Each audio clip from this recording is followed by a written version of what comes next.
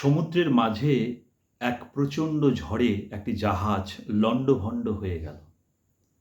সেই জাহাজেরই এক যাত্রী ভাসতে ভাসতে এক নির্জন দ্বীপে এসে পৌঁছাল। জ্ঞান ফেরার পর সে প্রথমেই ঈশ্বরের কাছে প্রাণ খুলে ধন্যবাদ জানালো তার জীবন বাঁচানোর জন্য।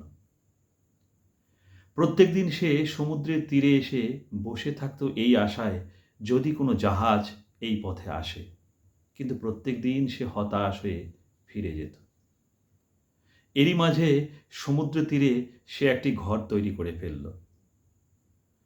সমুদ্র থেকে মাছ আর বন থেকে ফলমূল সংগ্রহ করেই সে জীবন ধারণ করতে লাগল। একদিন খাবারের সন্ধানে সে বনের ভিতরে প্রবেশ করল।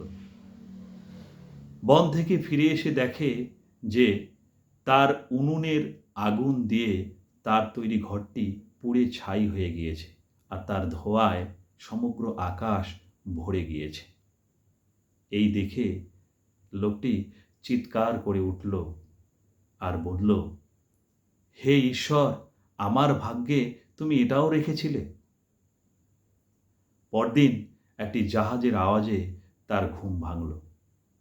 সে অবাক হয়ে জিজ্ঞেস করল, তোমরা কিভাবে জানতে পারলে যে আমি এই সমুদ্রের দ্বীপে আটকা পড়েছি? জাহাজের ক্যাপ্টেন জানালো, তোমার জ্বালানো সেই কালো ধোঁয়ার সংকেত দেখে।